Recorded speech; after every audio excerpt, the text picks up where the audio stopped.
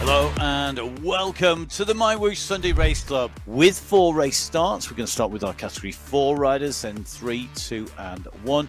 Our riders lined up in yellow, that is our Category 1 riders. In green, our Category 2. In blue, Category 3. And Category 4 in red. 4 categorised climbs, 2 sprints.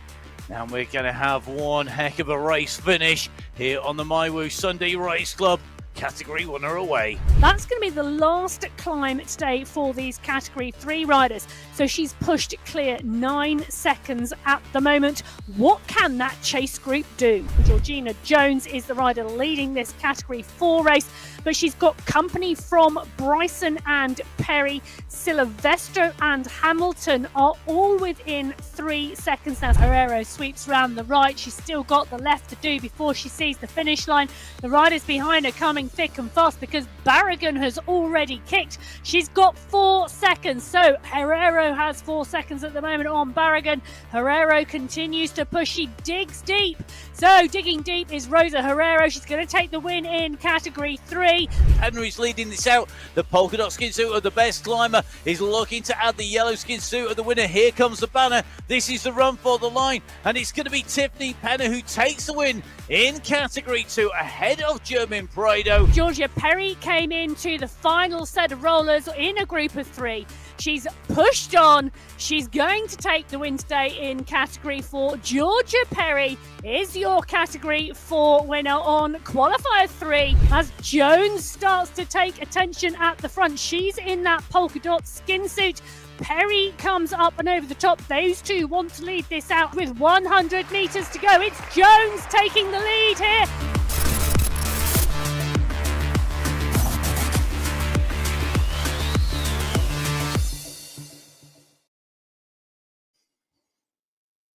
So hello and welcome. It's the MyWhoosh Sunday Race Club. It's May. Can you believe it is May?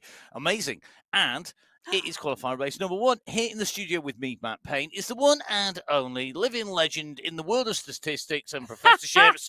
It is Emma Martin. I am here. It is amazing May. And today, Matt, the amazing. Amazing. Oh dear, May. that's terrible. The show is off to a pun-filled start already. Well, it is indeed. And just hang on with us for the next few hours because the women are racing and then the men.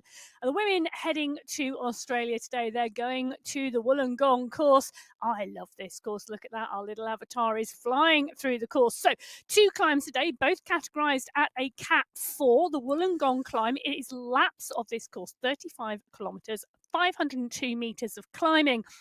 But the key thing today for me is that the majority of that climbing is not in those 2 categorised climbing segments. This is a constantly rolling course, and hence it is so challenging. And riders, there is no downtime, no respite at all. So Climb 1 coming at 9.7 kilometres. It's 2.1 kilometres in length, an average gradient of 4.8%. But look at that profile. The first kicker goes to 10%, the second to 17%. And they don't just go up it once, they go up it twice. And after that second ascent, we then have that 6.4k run to our finish at 35 kilometres. And it's not straightforward. We'll have a little look, and then we'll have a dress rehearsal because, of course, as Emma has just said, it is laps. All 4 race categories using the same race route. We start with Category 4, then 3, then 2, then 1. Category 1 in yellow, 2 in green, 3 in blue. And our Category 4 riders there in red. They're the first riders to take to the start. The first riders we're going to take a look at here on qualifier number 1. Now, fantastic to see so many riders down in here. The Petit Four squad are here, Emma. They are absolutely brilliant on there. I mean, Yep. rides week after week after week, lots of great fun with them. But we've got a really, really star-studded field as well, not just in terms of positional prowess, let's say, because we have riders who can get up there, but we also have riders who are real characters as well. Oh, we have some characters amongst this pack, definitely. 29 riders on the start sheets today. That one squad, the Putty Fours. Now, can I just say, in the final last week, the Category 4 was the closest team competition, just 1.39 seconds separating Just Keep Pedaling from the pedal dancers. Well, they're fast, they're furious, and the racing is close. Away go, Category 4 for May. If April was anything to go by, Category 4 is going to be a phenomenal set of racing this month for these women and anybody else who wants to join them, because, of course, it's Qualifier 1. There are plenty of qualifying opportunities in May before that. Finally, you need 2 qualification verified rides to compete in that. And we are welcome with open arms to new riders. Just don't do it on your bike, because you might not have full control of your handlebars if you're going to welcome people with open arms, Emma. I should know. I spend a lot of time falling on the floor on mine, let's face it. Either that or crash in the van, one or the other. Don't talk about vans to me. So we've had a very interesting week, haven't we, Emma? We've been watching lots of racing. There's been lots of great action over the previous weekend and into this. We've had some interesting things happen in the world of cycling. One couple of things I want to pick up on, one of which is Chiara Consomi of the UAE ADQ team, who has been out and racing a rider who started off not that long ago and really has progressed. And I think, for me, one of the great things that's really relevant for our Category 4 riders here today is she took that in a sprint win. And this is a course where we see sprints. So you've got to go through the course that she was racing on, the GP Echo Strut. And for me, it came down to a sprint at the end. But all too often, you've got to be able to kick off and you've got to really be able to power on. And that is key at the end, but you've got to be in it to win it at that point. And this course really can separate people into that sprint. It can, and quite often on this course, we do see quite a large set of sprints at the end here. And I'm sure we are going to see Frances there. We just saw her on her shot there. I was looking at her cadence while Matt was talking and thinking, she's winding it up for the sprint already, and we're not there. But this is the segment at the start of this race field. That is the segment at the end of the race field. This is the run into what will be the finish line later. But here at the moment, out of the start pen, 1.3 kilometres into this race, this pack of Category 4 riders are tight as they sweep round that right-hand bend. So they're going to come on to the first climb, which is also the last climb. Yeah. Now, it's not categorized, but this is an absolutely key part. You can start to see this group stretching out, getting longer, getting thinner. If you look at the left-hand side of your screen, you'll see our radar view. You can just about make out that yellow archway on the radar view just as you come into town. The moment as this group come up, you can see the riders starting to dig into the red. Those chevrons are going across the screen as the riders start to push in just to stay with this group. And you can see at the moment as we go up here with Jennifer Ellos that this is quite a steep little climb. Well, 9%, Matt. It's got enough in it, hasn't it, to really hurt the legs. And it's so close to what is the finish line when we come around at the end of the race that it is really key. You've got to be over here. I think realistically in the sort of the front three. If you're not in the front three, it's so short. Look, this is a gantry. I know. You can see the UCI banner, MyWhoosh, of course, the UCI partner for esports for 2024, 25, and 2026. And that banner, it's really quick. It is really quick. And I think one thing to really point out is every time on each lap these riders go up this section, it really is crucial to the race. Take a look at the bottom left-hand corner of your screen at the moment. It has split this Category 4 race field apart within the first 2 kilometres. And that's the type of damage this short, sharp, steep climb can do. As I said, it kicks to over 9%. And we've now got 3 groups on the road. The question is, will they come back together through the city landscape, or will this now be a decisive split? And for me, this course, because it is constantly rolling, once a gap has formed, it tends to stay. So you have to be so vigilant. I think vigilant is a really good word for today. We will see if that is going to be the key word for our Category 3 riders, because we have our Megawatts team here, Angel and Hadlock, the winner in the finals, if I remember correctly. Yeah, she was indeed. With Novel and Kokona, two of our most established riders on here. The Megawatts team are going to be up against the Caramello Koalas. Can I say Caramello Koalas? I can. You wouldn't think I practiced this for weeks in advance. Claudia Hyde there, the New Zealand team, up against the UAE team of the Megawatts. But a big race field here, again in Category 3. Huge race field, 32 riders, 4 teams in total. De Silva is here. Now, one of the riders I'm really keen to see is Silvestro, because she's come up from Cat 4.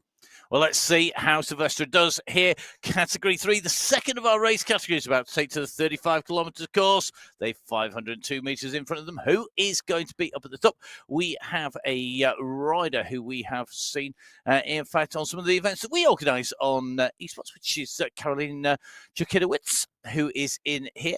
And good to see Caroline out and riding, a regular eSports rider. Good to have her on the Sunday Race Club. A rider who has also ridden on the WOW, our women's only events, the WOW Project. I've renamed it the WOW Project. I didn't tell Emma that. It's something that we do here at Full Speed events to encourage women cycling.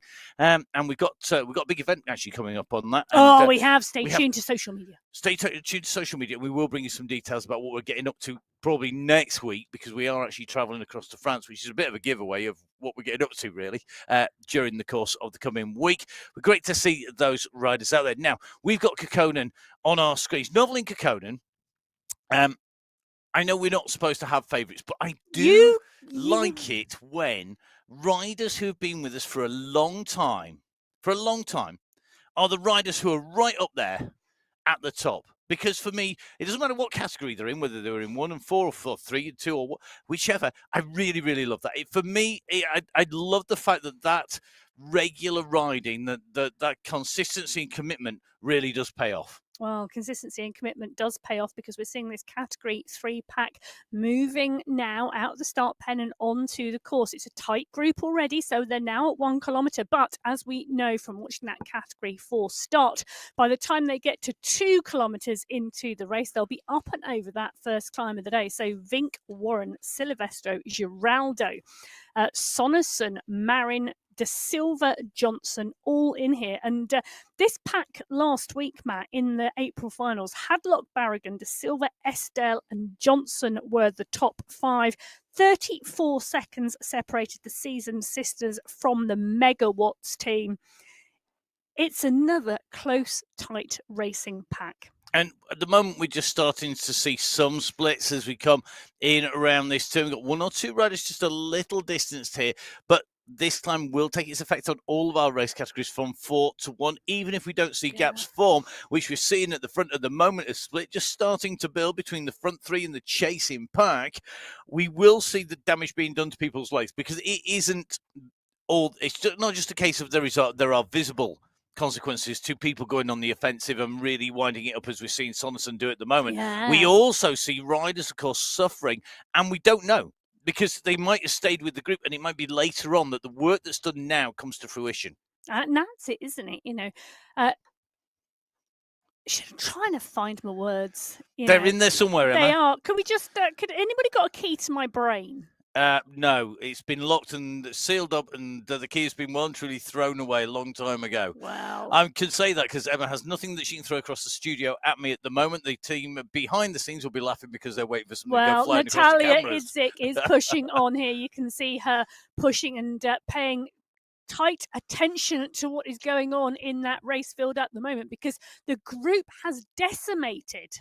It has, and I really like the fact that little move, that push, has broken it at such an early stage. We're 2 kilometres into the racing. Now, Idzik is a rider I've actually got highlighted on my screen. I'm going to prove it now to Emma. That is me proving it to Emma, that actually Idzik is one of those riders. There was indeed a rustle of paper. And there's a yellow highlighter, which is always a good sign when you're in yellow on my sheets. It generally means that you don't want to be in green or pink. No, and you definitely don't want to have no colour on. That's kind of how it works. The more we colour you in, a bit like geography, really. school, it's a bit like colouring in. The more colours we put on the sheet, the more packed it is. And there are days when our sheets are so coloured, well, mine are definitely coloured in so much, actually there's nothing left.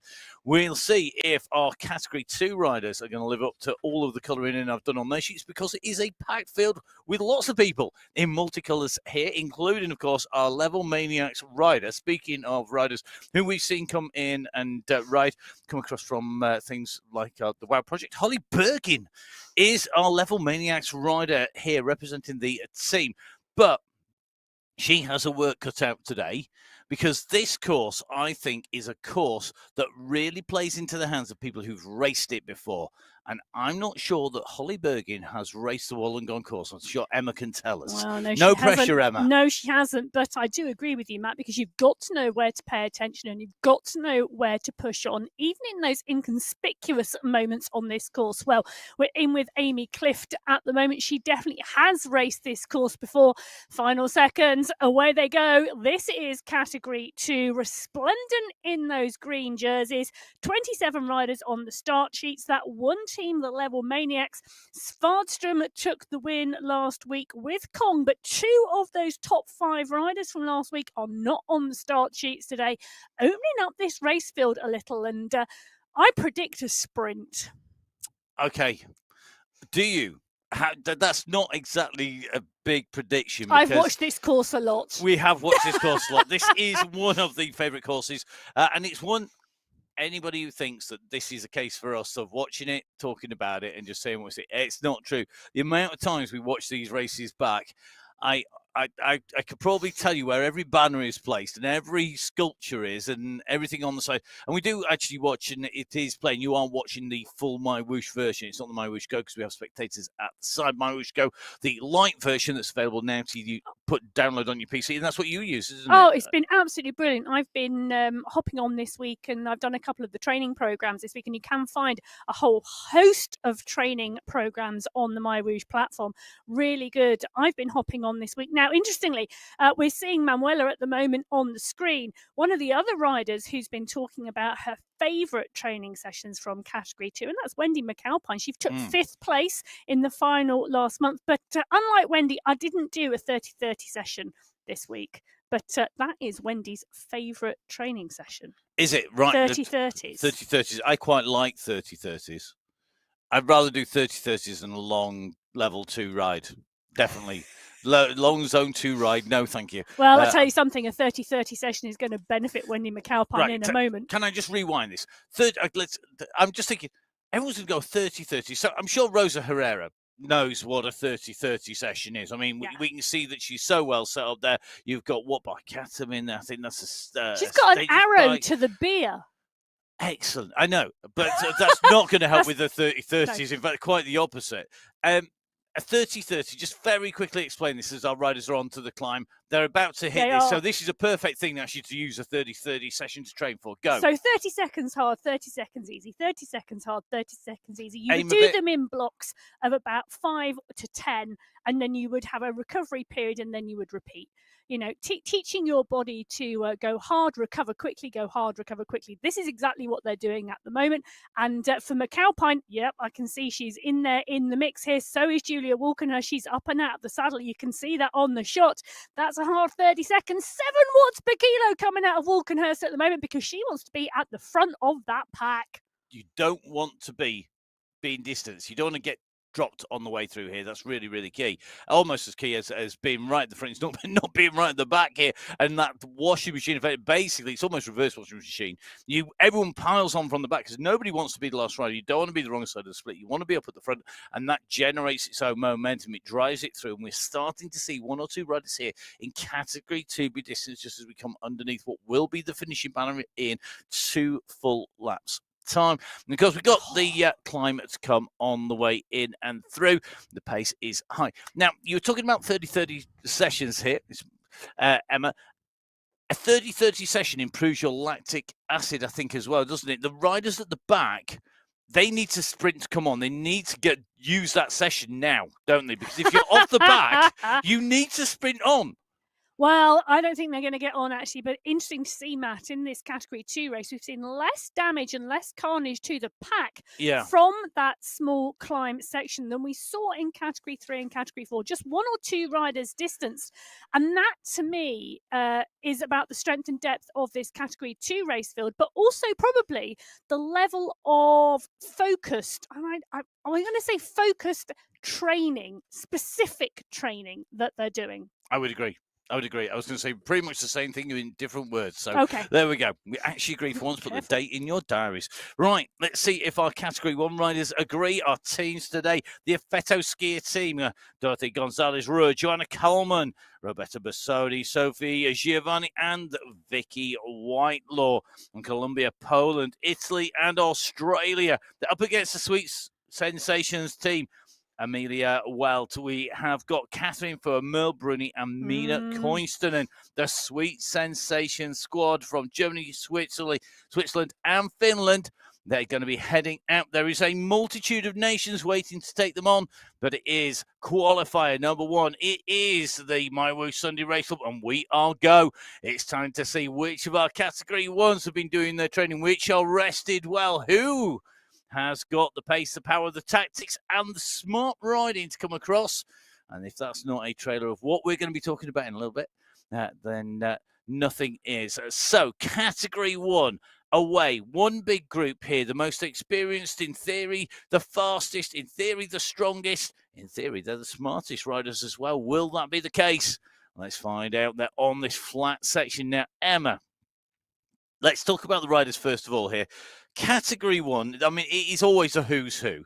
We've got Effetto skier and we've got the Sweet Sensations squad. Now, the Sweet Sensation, I mean, they've got Fuhr, they've got Bruni, top 2 they riders were in the final. Top 2 last week. In fact, they took 1st, 2nd, and 7th place to win the team competition last week by 1 minute 20 seconds from Ablock International. And we know that they ride very, very strongly. We know that they're very strong riders individually. They're up against some of the best riders in the world. I mean, you know, we've got a real who's who.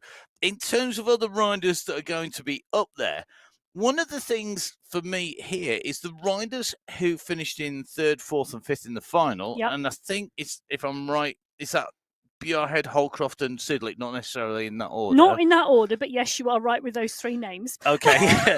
They're not necessarily the riders who... They're not the riders I've got highlighted for today, I have to admit, because of the type of course this is, which is different. Well, that's really interesting, isn't it? I think Kolczynski will ride well today. One of my highlighted riders. I think Emma Belforth is back on the... sheets today on the start sheets, but she's back from racing that mountain bike. You know, she's been out on the mountain bike, she's been racing outdoors. It's going to be really interesting to see what form translates from her onto the course today. So I'm really interested in seeing how she performs. Now, Vittoria and Penna came up last month from Category 2. So great to see them still in the mix. And they were having some strong rides as well. Who else is on your list, Matt, highlighted in yellow? Penna, Vittori, Kolczynski, Belforth, which you've just talked about. Fuhr and Bruni have to be, because they're just on such form. Vicky Whitelaw for the Effetto skier. Only because, and any one of the riders in Effetto skier could be really, really strong today. I mean, we're looking at Sophie Giovanni here. And again, another fantastic climber. We know that she could be up there. But Vicky Whitelaw's probably the one for me that if she's on form, she knows this course. We know she's ridden it really, really well. She could be up there. And you can see that, I mean, the pace is super hot. It's super, super fast up this climb. They're already coming into this banner. They are one block. They haven't split the group. Well, and you know what? I think it's really interesting. They are one block. They haven't split the group. And for me, that is all about strength and depth. And we talk about that week in, week out with this Category 1 group. But what I also think is really interesting, and we saw Catherine Fuhr there on the bottom left of our screens, she's leading this group out at the moment because position is key here with this class of women's field. We say it is honestly a world-class field.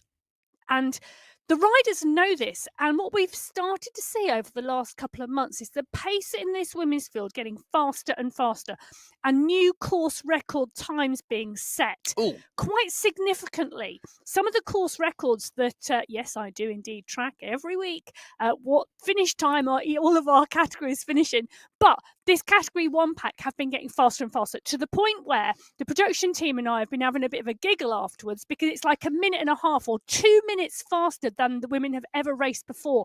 And the rationale and reason behind that is because the quality of this category 1 race field, they know they have to be absolutely on top form physically, mentally, tactically, and team-wise to take the win. And all of those things coming together are creating some really fast race times. Now, what that translates as on the ground, if I read it correctly, because I go on Phil, you've been doing the stats, and I'm doing the field here.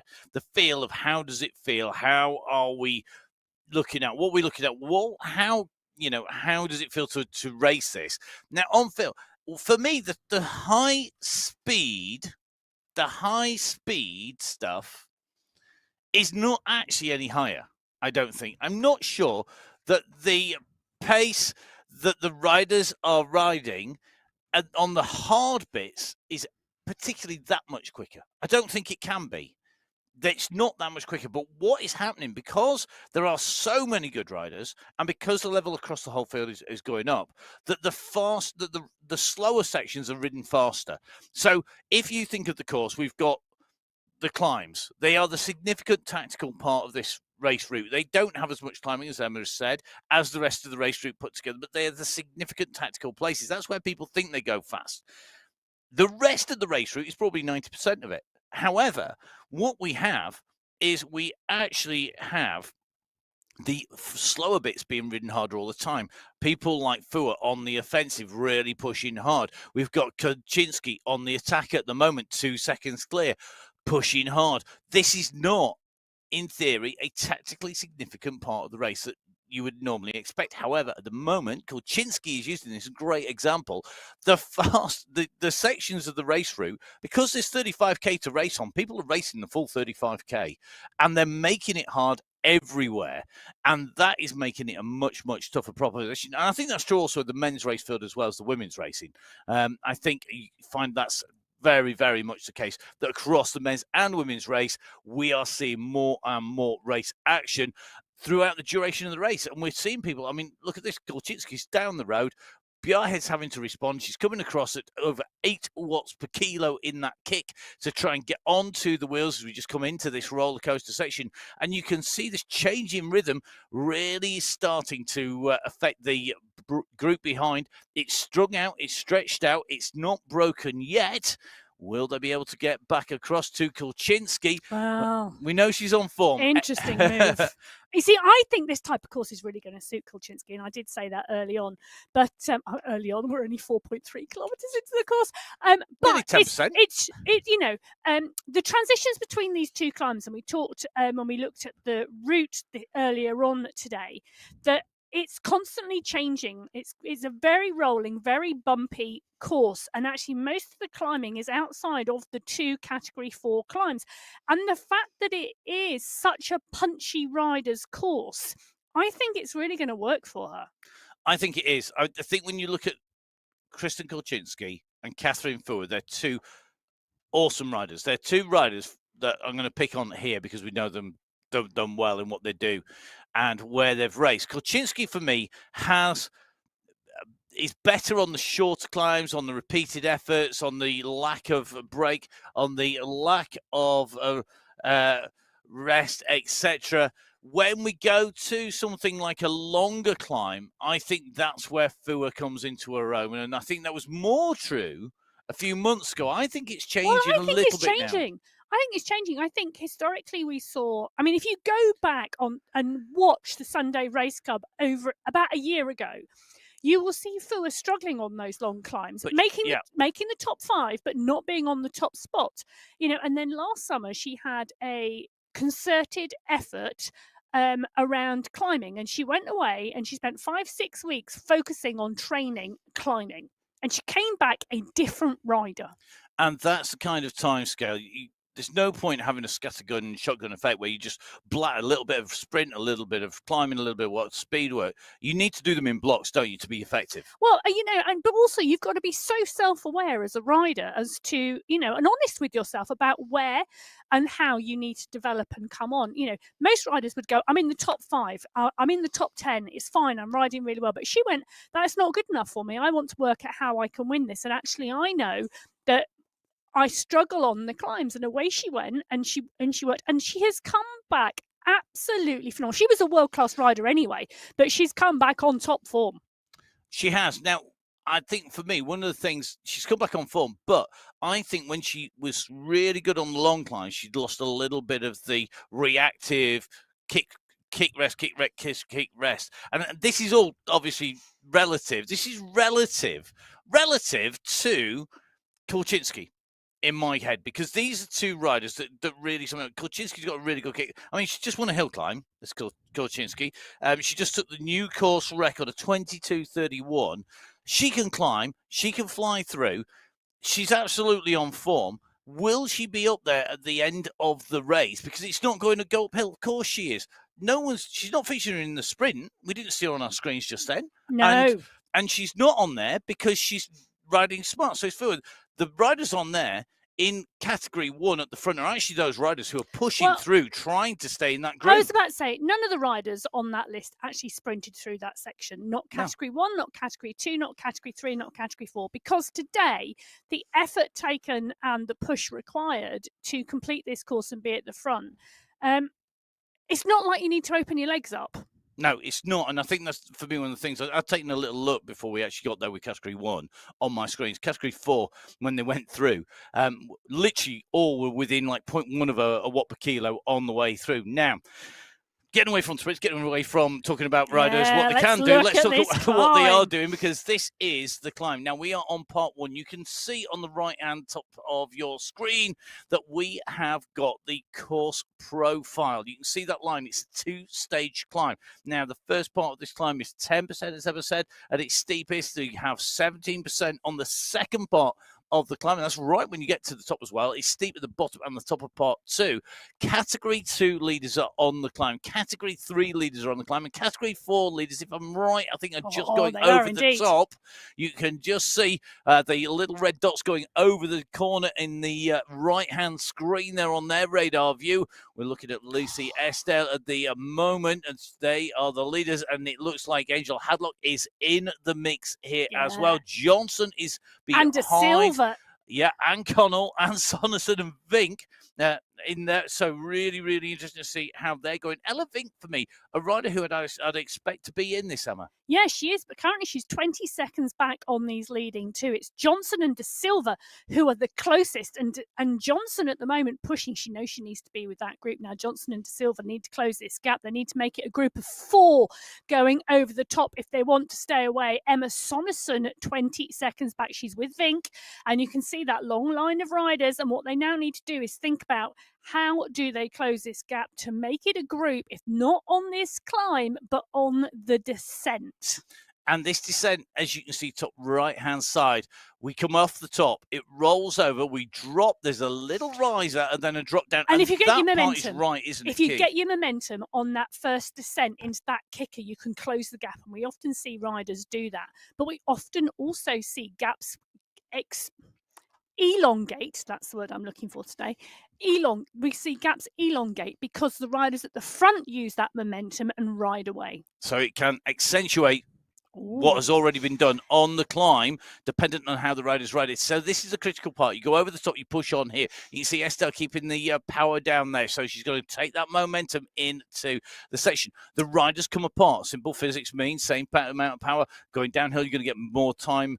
You're going to have more distance between you as the time remains the same. So you can see that gap has opened up at the moment between our leaders and the chasers behind. But as they come on here, they're going to compress. And now the chasers are going to come down. They're going to come into sight in the distance just about, I think, as they come through. Johnson coming over the top. Now, this is where Johnson really has to put the power down. if you don't power over this and into the descent and carry your Up she speed down goes. that descent, you're going to be in trouble because you're going to lose time. So going over the top, really, really key here, and into the descent. Use that steep downhill. Here's a good analogy for you, given it is the Fort William World Cup. I mean, Rebecca Johnson's from the UK, so she'll know all about the mountain bike World Cup coming from. This is all about downhill racing, and it's at all the about moment, downhill. Rebecca Johnson is downhill racing. She's downhill racing. She's got a downhill race. You've got to use it. So if you are like us, going to be watching the downhill from Fort William, that's coming up, part of the UCI World Cup.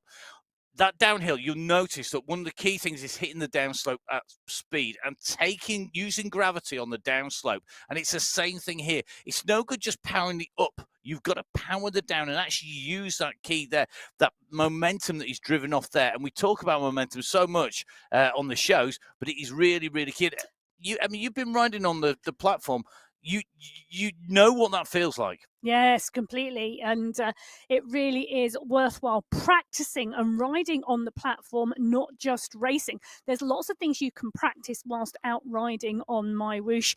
And momentum is one of them. Drafting is another, and also understanding tactics and techniques. So jump on the platform and practice. I think that's absolutely key. Now, Johnson is one of those riders we've seen really progress in Category 3. We've got Category 2 on the right-hand side of our screens. They are coming towards the top of the climb for the first time. It's Kasani, Walkenhurst, Hermansen, Kong are in the mix at the moment at the front of Category 2. Category 1 on the left-hand side of your screen, well, they are coming in to the base of the climb. You can see the polka dot banner. They are about to go underneath it, and they are about to head upwards. So will they be able to close down on our leaders in Category 2? How long will it take if they can do it?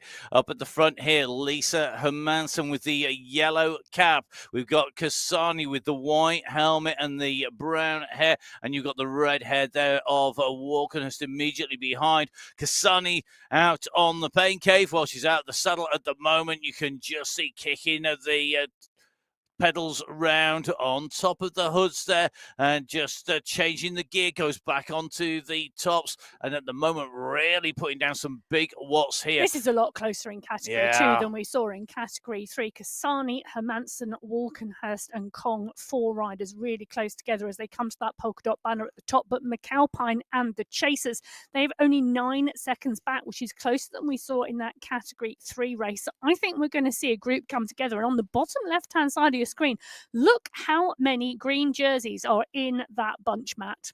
It is just like, I mean, I love the climbs where it's spread out, but I actually like the climbs where it's like this because it makes life difficult for the riders, because if they're looking on that radar screen, they don't know how many green jerseys there, because they're so compressed in with the blue, with the red of those different race categories, and that confusion. Got to love it when it hits the racing. Now, Category 1, Tiffany Penner doing a great ride here. She's right in the mix. A rider who's absolutely rocketed up. Penner from Canada, not all that far behind this group, but that is a big pack there, Emma. Well, and it's splitting, Matt. It's splitting early. They're only on the first part of this climb, and you can see now we've got 2 clear groups on the road in this Category 1 race pack. We may soon have 3, but it really, really is making a difference. They've now just dropped into that descent, the momentum coming off the front. Fua, Soderstrom, Bjarhed, Velt, Kulczynski, and, well, Penner now is just off that front pack as they hit the second part of this climb. And the momentum you carry down, we saw going into this, the second group coming up to the first group, starting to close that gap in and coming in through. Left-hand side of your screen, you can see these riders on the way through. Very different techniques. We've got Engström out the saddle, kicking it round. You see the shoulders rocking on Gonzalez, and Soderstrom has only just got out the saddle, but she's really revving it out of the saddle there round as well. That's quite high cadence, isn't it? We're on 73 out of the saddle here for Mika Soderstrom. Up at the front of this group, there really is a good kick here. They all want to be in this group. This is a steep part 1 of the second Yep. section of the climb. So we've done the first section, we've done the descent. This is the second section, and this is the first little bit, and it's steep, isn't it? This kick hurts. It is really steep. We've just seen it go over 16%, and it's now just coming off, but it will kick again towards the top here. Now, one of the things I noticed, Matt, as we were just in with our riders there on the left-hand side of your screen, for some of them, they had daylight out of the window. Gonzalez Rua, it was dark. We do forget sometimes, I think, that our riders are riding around that 24-hour clock because they are all around the world. Yeah, a totally global platform with globally representative riders even, if I can even say those multiple syllables. For us here in the UK, here in the Full Speed Event Studios, it is currently about 9:18 in the morning, which means that I'm on to about my 16th coffee. Emma's on to about a 6th, I would imagine. The works coffee machine does get hammering on the Sunday morning, it has to be said. I'm on ginger and cinnamon tea.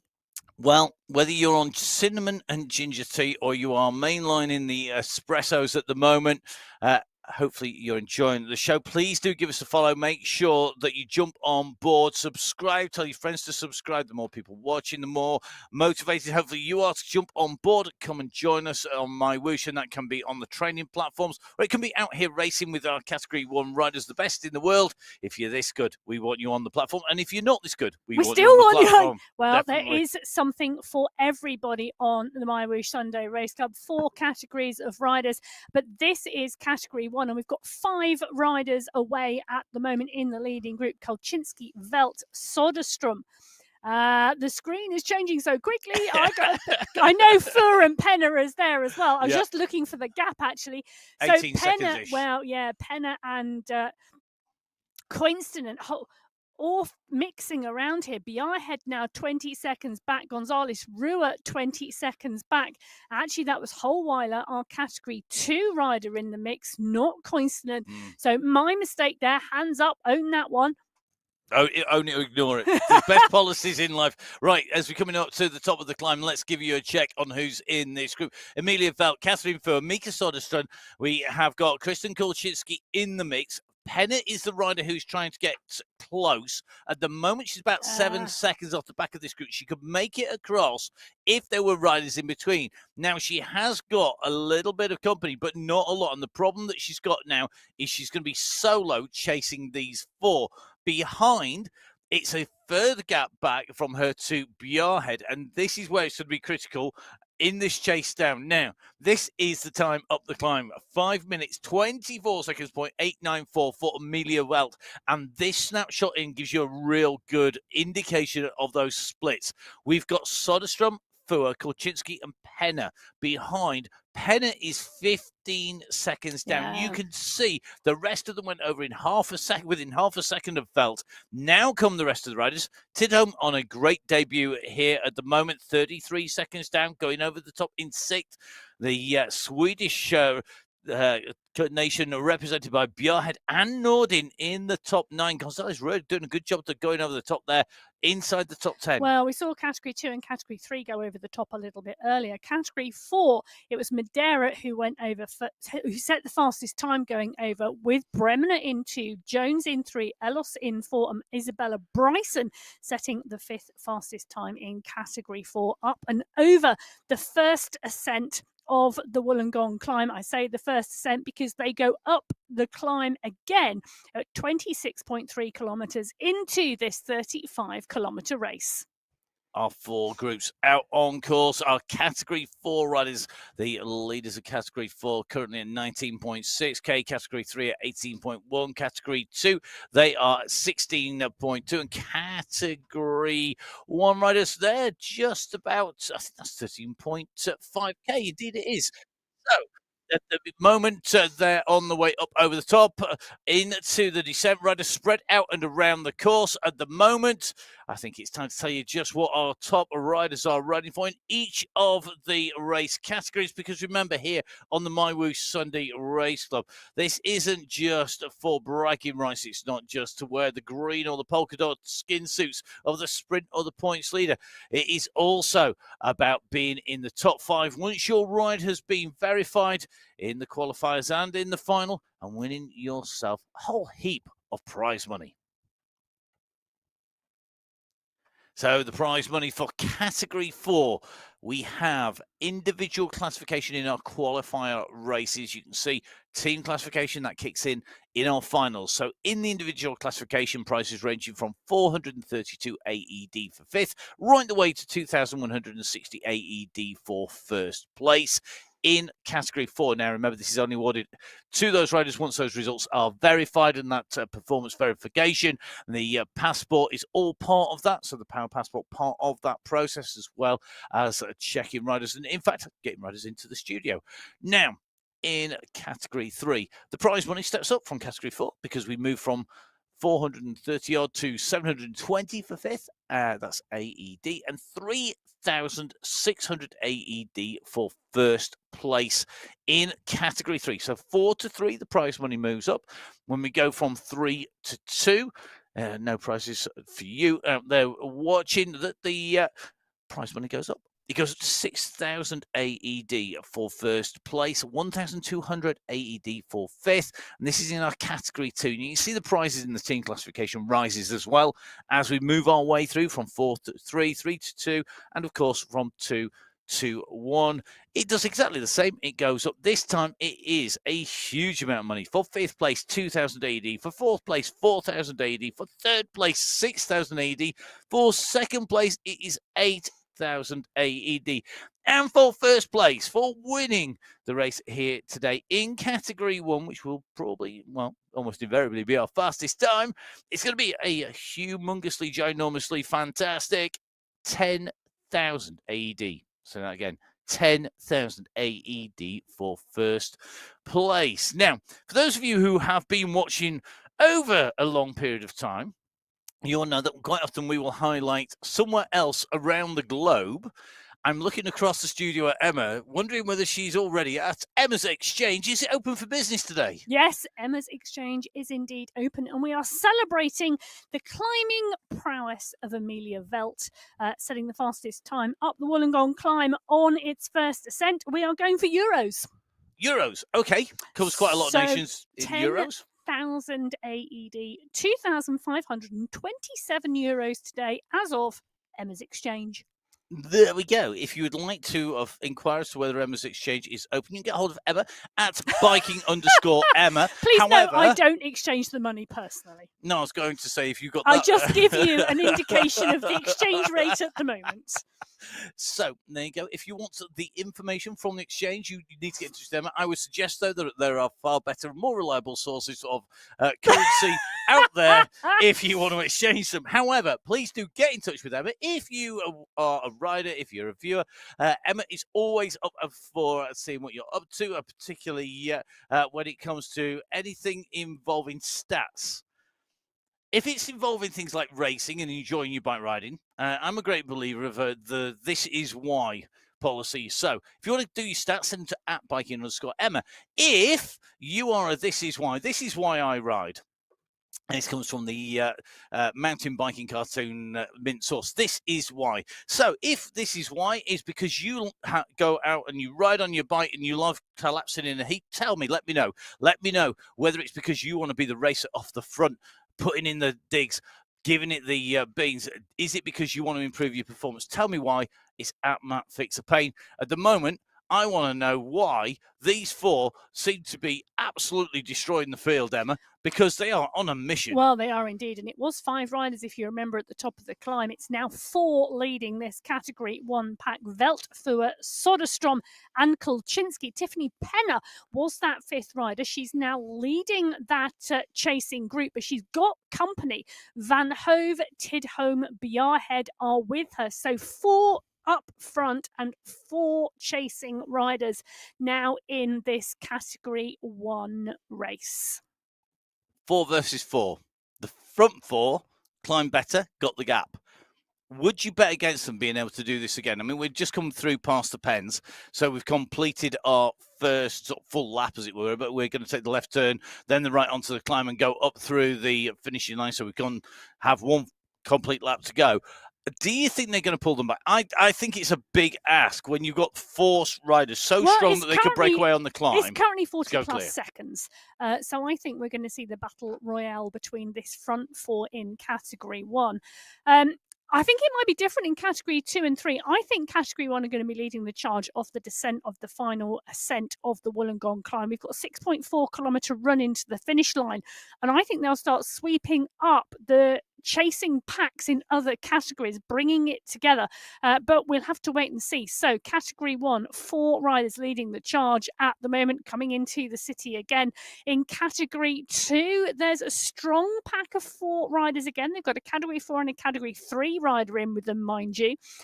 Category 2, Rebecca Johnson, I think there is with the silver in the chasing group, because it was Estelle and Hadlock who were out front. But when we drop back in with them, we'll be able to see. And category 4, Elos is there, part and parcel of that group, and it's still quite a strong pack of category 4 riders, 5 of them in total. So 5 of those riders in total. Remember, of course, our riders spread out and round the course, not just because we started off with 4 different ways, but because all of those ways have now fractured. And this group is in danger of fracturing. And that's something I think at this stage is a bad thing. If I was riding here, Emma, I wouldn't want to break this group up. I'd be looking at making sure we go over the top of these little rises together. Distancing somebody here, sending them back to the group at the back, changes the dynamic from 4 and 4 to 3 at the front and 5 behind. Well, that's really not a good move. But it's also challenging, isn't it? Because you want to stay in the group. You want to conserve energy because you know you're going to have a hard climb again, and then you've got the run into the finish, which is technical. It isn't easy. So you don't want to be gapped, but you don't want to attack. But you've got to keep your eye on somebody else attacking. So it is really quite tricky to get the balance right. Well, interestingly, this is the front of the race at 23.8 kilometres. Now, for those of you who are new to the MyWhoosh Sunday Race Club, our category 4 riders start first. 5 minutes before category 3, 5 minutes before category 2, who are 5 minutes before category 1. So 15 minutes separating the start of Cat 4 from Cat 1. And it's not just our riders who ride on the screen in a pack. Bryson and Hamilton ride as a duo in the garage every Sunday. We love to see them together. And interestingly, at the moment, Bryson on the front of this pack. Well, Hamilton, she's a minute down in the chasing group. Well, and the communication here is going to be really obvious because they're going to talk to each other literally side by side if they can talk at this stage.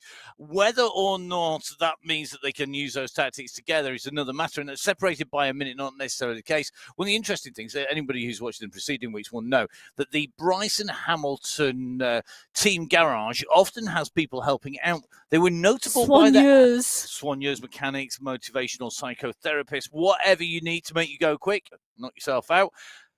However, nobody there this week. No. It was very quiet. Well, it was the final last week. Maybe they only come out to play when we're on the phones. We will see. I'm sure we'll be back with them at some point on the way round. I do like getting a little window into our riders' world. You like getting a little window into the world. A little window into their world. There you go. I'm going to have to take the mickey out of Emma more often. Well, why not? Right, okay. Let's get back in with the racing. Sorry, Emma. Angel Hadlock, one of my favourite riders in the course, because, again, another rider who's been with us for a long, long time. In here with Estelle, who's the rider in the polka dot here, as the best climber, the best time up that climb first time round. They are absolutely fine. They're at 23.9K. They are, but I tell you what, the Vink Johnson De Silva train is coming. They are the riders behind. We know Ella Vink is strong. One of the riders that I've got highlighted for today. De Silva there and Johnson there as well. And we know that they are all strong riders. The gap, they're not quite out of sight, out of mind. They will see them on their radar screen. They know that they are just in front. Can they get that gap down? It's 20 seconds-ish at the minute. It is 20 seconds-ish, and I think that might change. Vink, Johnson and De Silva, all strong climbers, but we know Estelle and Hadlock are as well. Now, the question is, when they attacked on that climb last time, did they do too much damage to their legs? And will Vink, Johnson and De Silva come through on the second ascent? Now, one of the other things you can notice at the moment is Hadlock and Estelle currently in 10th and 11th position, which means they've worked their way through a significant proportion of that Category 4 race field that started 5 minutes in front of the sea. Look at that. Vink's got someone in her ear giving her that motivational encouragement. She's up and out of the saddle at the moment and making the most of every single climb. Now, Hadlock and Estelle, that gap, how long will it be? Well, we are going to see how Vink does. Can she power on and push on here? Can she close that gap down? She's doing a lot of work on the front. De Silva and Johnson are going to need to work with her, I think. I think this is too big an ask. If you leave it to one rider, you're not going to give them enough recovery. They're going to end up burning and lower. The speed will gradually come down. That's a big old gap to pull back solo. They need to take it into. They need to be organised about this as well. And I think this is one of the key things. If you just take random turns on the front, generally it's not as effective. If you can go, right, I'm going to go 1, you go 2, you go 3.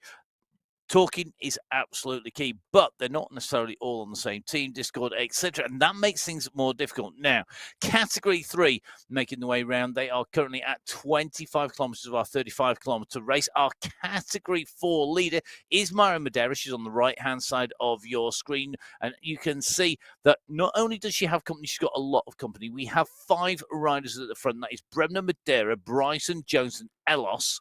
The chase behind is Hamilton, Francis, Bago, and Co. They are wanting to close the gap down.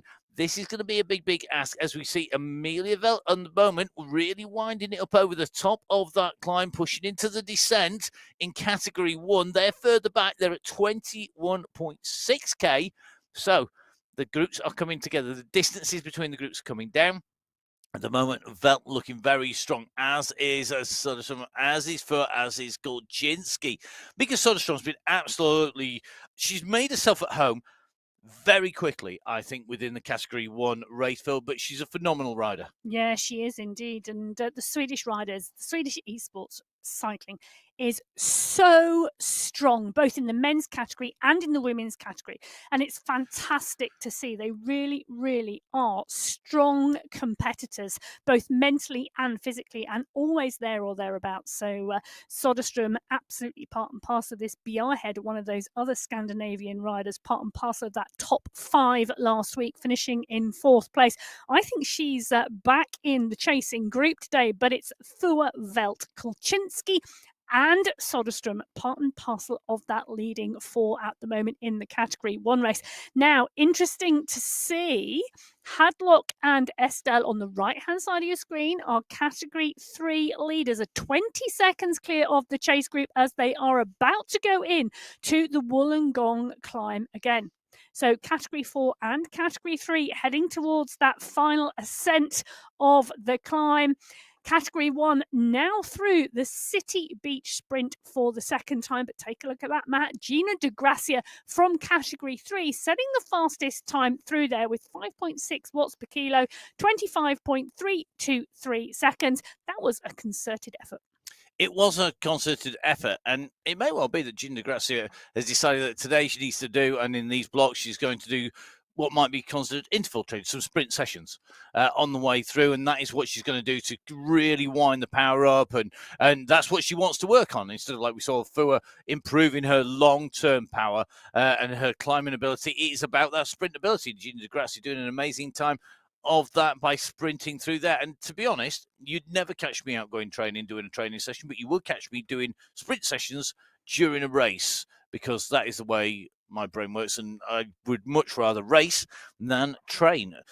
But whatever you're up to, whatever you like to do, whether it's just riding around looking at the scenery, whether it is finding kangaroos out in the course in Australia, or whether you are looking for the wildlife, wherever the worlds of MyWhoosh take you, or you want to be out and racing with the best, then please do jump on board. Lots of ways to get on the platform. I know we say this pretty much every week, but you can download the platform on iOS. You can download it on Android, you can do it on your Apple iPhone, on your iPad, on your tablet, you can do it on your Mac, you can do it on your PC, and of course there are 2 options there. There is the MyWhoosh Go, which is the lighter version. So basically pretty much everything, including some of our old ex-Works computers that we've pushed out to some people. We've actually put it on there for them, and they're able to ride on MyWhoosh on some of the more basic kit that we don't use anymore. And then you can have the full fat, the full Monty, the all singing, all dancing MyWhoosh that you're watching right now. And that, of course, is also available to download, and that gives you the full experience. You do need a bit more processing power, etc., for that, and it does take a bit more memory. So do have a check out on the site. Is mywhoosh.com. But however you do it, jump on board and ride. The key to getting good is just to ride. It's that simple. It's never gonna be a bad thing. Pretty much, it's very rare people have a do themselves damage. Do get yourself checked out though if you haven't ridden for a while. Make sure that you're all okay to ride. Don't want anybody getting caught out. Now let's get back to the racing. Right hand side of your screen, the leading riders in category 4: Bremner, Ellos, Bryson, Jones, and Madeira on their final ascent on the final part. Well, the second part of the 2-part climb. Lucy Esdale, the rider in category 3 who is leading, is coming. It's a bit like Jaws, isn't it? She's pushed on. 4 She's gone away. Clear of Hadlock at the moment as she starts that second part of the climb. But Hadlock now closing it down. This is going to be a real battle royale between Estelle and Hadlock in category 3. Bryson, Ellos, Bremner and Jones. Well, those 4 are battling it out in category 4. Everything's paid for at the moment. Now take a look. Now on both of those screens on the left hand side, you can see the picture behind our riders. You can see the fact that there are a number of category 4 riders on that climb, and the category 3 riders are scattered between them. Within a 25-second blanket, we've got 11 or 12 riders on that climb. And that is going to make for some very interesting moves on the way up into the top of the climb. Remember the profile here. You can see Estelle is on that steeper section. She's just coming towards the top of that. She'll come around that left-hand turn. She'll be able to see the riders in front. They're about, though, to go into the upper sections where it starts to pick up, but they do have an increasing gradient to come after it flattens off slightly round the turn. This is going to be really key here. Now, one of the things that I think is going to be really interesting to see, got to remember, if you get out of the saddle and you're sprinting your way up over the top of the climb to make a gap, you're using the same muscles that you're going to sprint to that finish. If you can sit there and put in a smooth push to the top that does the damage instead, you're going to be using slightly different muscle groups on the way through. You're going to go less likely to go into lactic acid. Remembering you've got 6.4K to the finish. That is going to go through really, really fast. I mean, we're talking about what, it's going to be 12 minutes, 15 minutes to the finish from the top maximum. Well, it's going to be a fast run, I'll tell you that, to the finish. It's going to be very, very interesting to see how our riders here. So 5 riders in category 4. If they lift their heads, they can see the polka dot banner signifying the top of this segment. Now, who is going to make it to the top? And are we going to see all 5 go over together? I think that is a huge possibility at the moment because Bremner, Madeira, Bryson, Jones and Ellos are 5 very, very strong category 4 riders. Estelle and Hadlock are coming category 3 leaders, but they are not coming quick enough. I think these are going to go over the top first. I think you're right. I think what's going to be really key, Estelle has a gap which is hovering at the moment about the 10 to 12 second marker between Estelle and Hadlock at the moment. That's a substantial distance when we get in the descent. Although those 2 blue discs on the left of your screen are separate just about at the moment, when the leading rider goes over the top, that gap will open. Now, if Estelle kicks and gets in with this group on the descent, she's going to have immediate draft and rest opportunities. Hadlock has to chase. She has no option really in this. I don't think she can afford to wait for the group behind. She's really putting herself at risk. And Angel Hadlock now has to push on. So the category 3 leaders now are going to have to work to try and go in with this group, I think, on that run in. It's so close. You can see Estelle on the left-hand side. This is the rider who is chasing here, coming onto our screen. She can see in front the red and green of the riders. They're literally just going over the top here. And Estelle can try and close this gap down now. They come. They're going to go underneath the polka dot banner. This is the second ascent of the Wollongong climb. The leaders go through. Elos leads them over the line here. Bremner, Jones, Madeira, all chasing here. Bryson is going to go through. And here comes Estelle. Now, that gap is 15 seconds at most to Hadlock. It's 30 plus seconds to De Silva, but this will open up as they go into this descent. At the moment, they're on similar gradients. Can Estelle break Hadlock? Can Hadlock get back? Can't wait to see this, Emma. This is lining up to be a phenomenal final 6.4 kilometers on that run to the finish. So Estelle goes over in first place. Hadlock comes through in second. It's about a 20-second gap now in category 3. Just 12 seconds back now to De Silva and Johnson. Those two are the chase group behind. Vink a little bit further back, but not a lot. So category 3 really hotting up. Category 4, it's 5 riders in the leading group. They are all going to come together, I think, on this run to the finish. On the left-hand side of your screen, well, category 2 are climbing. Category 2 are on the slopes, coming towards the top of the Wollongong climb for the second time. It's Kasani leading them out. Walkenhurst comes up onto the wheel. Kong is there. So is Hermansen. Prado has been gapped slightly, but Jeremy Prado, she's a strong rider. Will she come back? Oh, I think she's going to dig in, but it's now at 10 seconds. Emma and I, we have business meetings. Can you believe this? We sit and have coffee actually at a cafe. We were having a business meeting. We were actually talking about riders. So we were talking about riders to watch out for, and riders we really found interested. And Jimmy Prado is definitely one of those. Can't tell you in what context we were talking, but it was very, very interesting to see that we both agree one of our real riders to watch out, see how she does today. She's 9 seconds behind the chasers. Now, we're coming up to the top. This run, though, from the top of this climb to the finish is going to be key in category 3 and 4 because they're coming together. Category 2 are a little further back in terms of chasing position here, Emma, but they're coming, and category 1 are not far behind. I think that's the key part for me is category 1. I think they're going to start to see category 2 very shortly because that's about 500 meters separating them at the moment. While as the category 1 riders and category 2 continue to climb category 2, that's the polka dot banner signifying the top of the climb. Let's take a look at where that comes on the course.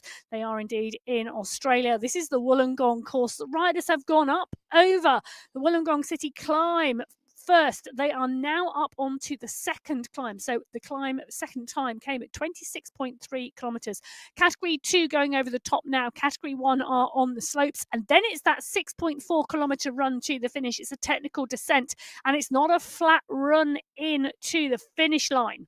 Now, Emma, when we look between the climb and the finish at 35k, there is a significant bump 3/4 of the way through that. That significant bump and rise is that running after that on flat section, and then we have the run to the line. We've seen the run to the line, that kick up and in, really, really key, isn't it? Where we come into the finish, and those climbs, although they're short, they're after this accumulation of ascent. It is, and it does depend whose legs are feeling best. But let's just say, on that run into the line, there's 2 scenarios. Someone attacks on that climb on the bridge going in and it establishes enough of a gap to come through the line first. Or riders have patience. They sit, they wait, they sit, they wait, and then they attack and they take it in the sprint. I know which I'm more likely to fall in because you said the word patience there. Which would you do and which would you want to do? Because it's not necessarily the same thing. I would probably want to be patient, but I probably wouldn't be. Okay, well, that's both of us in the studio potentially using the same tactics. Let's see how they go. I really should learn my lesson because I've regularly gone far too early towards the finish line of a race and then finished last in the pack. Well, let's see who's not going to be in that position that Emma gets in. Let it out for everybody else. Right. Let's see who of our 4 riders can use what tactics in category 1. They are absolutely flying at the moment. Still do have category 2 riders in front, but they are absolutely motoring through. Anna Svarstrom and Dana Wagner, the riders who've been passed. Claudia Hyde in category 3 being passed by our leaders. Manuela Vasquez, one of our category 4 riders in there in the red. As we had a barcode being passed at the moment. Soderstrom just in the position she needs to drive through. Now, if she drives on this downhill, she'll carry some momentum and she should be able to get back onto the wheels here. She can't afford to let this gap go now because she's going to be in trouble. You can see here on that time up the climb, Velkoczynski and Fua went up and it was 1.141 seconds back to Soderstrom. Well, can I just say, so Amelia Velt did set the fastest time going up the Wollongong climb the first time. 5 minutes 24 seconds, so 5 minutes 33, 9 seconds slower the second time up. But Velkoczynski, Fua and Soderstrom, it's close. Now, is that fatigue making our riders go slower, or is that a deliberate tactic to conserve their energy now that they have established the gap? Let me just say, Kasani set the fastest time in category 2 on the first ascent. She sets the fastest time again on the second, but 35 seconds slower. Ooh, right. You can dive out from that what you want now. Mika Soderstrom on the descent here. Let's see if there's going to be some more stats for Emma to get into from Soderstrom on the way down. You can see just getting out of the saddle here, sprinting down here. Now Soderstrom's got to use those. He's got really good motor. She's coming back to the group at the moment. You Come can on, see Mika. the group just around the corner. There they are. Come on, let's go. Let's roll. Let's push. 3 seconds is the gap. 3 seconds to Kaczynski, who's sitting at the back of that group. And the problem here, if you've not ridden the platform, this is why we say jump on board and ride. So Mika Soderstrom, you can see he's having to sprint here. One rider pushing through the air. She's going for it. She has to go for it because if this goes any further out, she's not going to get back. She needs to use these riders that are in between. She does. She's going to do it. Come on. Come on. This is where that push is. She's got to get back in. Now, she's got to do this. It's opening back up to 3. Yes, I am indeed clapping in the studio. Come on! And shouting in my eardrums incredibly loud and blowing the equipment if she's not careful as well. That's how excited Emma is. Commentator and fan. For Mika Soderstrom coming on here. I think one of the things we've got to say here, she's being distanced, and all this effort that Mika's putting in, the gap has gone to 5 seconds, and it's just that group. You hide behind other riders, you take your turn, you can just drive faster, and I think that is going to be Mika in trouble now. This group now, unless they hesitate, they are not going to be caught because that gap has opened up. The Category 1 leaders, top left-hand side of your screen, top right-hand side of your screen, our Category 2 leading group, bottom left-hand side, it is at the front of the Category 3 race. But be aware, immediately behind, Hadlock is at 2 seconds, and we've seen just how hard it can be to close. 2 or 3 seconds just now. Then on the bottom right-hand side, these are the leaders in Category 4. They're the leaders on the road at the moment, and this could potentially come down to what is going to be a very, very close sprint. Well, it is indeed, and 1.2 kilometres now to go for our leaders on the road. That is the leading group in Category 4. The leaders in Category 3 are around 40 seconds behind. So I think we're going to see our Category 4 race come to its conclusion first before our Category 3 riders come in. And it's Bryson, Bremner, Ellos and Jones. Madeira just off the back of that group at the moment, and you can see that on the bottom left-hand corner of your screen. She's working hard, really hard to come back to the group. Is she going to make it? Will she be part and parcel of this sprint, or are we going to see 4 riders fighting to the finish line? Well, they're going to come up and in. They're going to go around this twist, around this turn. They're going to come into the climb. They're going to see the ascent up to the line as we start to see this group of 4 get a little bit twitchy here. It's very, very close. The gap is coming down. Madeira looks like she's almost about to come on now. Getting the timing right for Madeira is going to be key. She's wearing the sprint jersey because she's been the fastest sprinter through. At the moment, though, she's not in contention because she's off the back. She needs to be hovering 1 or 2 meters back. It's 2 seconds, and that, as you can see, is a little bit further. That's not going to give her much draft benefit. The group in front will come into the climb. It will slow. Behind them, they've got the Category 3 leaders. They're not far behind, 30-plus seconds. So we're now into the last 400 meters. Jennifer Ellos, the rider who's fastest up the climb of Wollongong last time around. On the front, she didn't have the overall points, though. Bremner's got the polka dot skin suit behind her, and Ellos putting in a big push here, over 6 watts per kilo. She's looking to break them on the climb. She's got a gap now. It's 3 seconds from Ellis to Bryson and Bremner. Joe's currently in fourth, Madera in fifth. She comes round that corner, and Bryson can see her. It's a run for the line that is going to hurt here. Has Ellis got anything left? They are coming up behind. The gap is coming down. Will they close down Ellis? Ellis is leading this out. She's got the gap. I think she's got enough in the tank. She can see the banner in front. It's the UCI banner. It's the end of qualifier race number 1. It is the category 4 finish. Ellis coming into the line. She takes victory here today. Bryson's going to come through, taking second place. It's going to be Jones in third, Bremner in fourth place, and I think Myra Madera will roll in through for fifth. Behind, Lucy Estelle comes over the top of the climb. On the front, Hadlock is behind, and this is now about that kick for the banner. They can both see that UCI banner. Estelle has got that polka dot skin suit on in category 3. Has she still got the most in her legs? Hadlock is trying to come for her. Can she come quick enough? I'm not sure she's got an answer for Estelle. Lucy Estelle is going to come through. She's going to take victory here today in category 3 on qualifier race number 1. Estelle comes through. It's going to be Angel Hadlock who's going to come through to take away second place. Great riding by Hadlock, and it's now the run for line for third, fourth, and fifth. Francisca De Silva, Johnson, and Vink, the riders who were in contention, but it's going to be De Silva who's going to round out the top 3 here in category 3. She's going to be followed by Johnson in fourth place and Vink in fifth.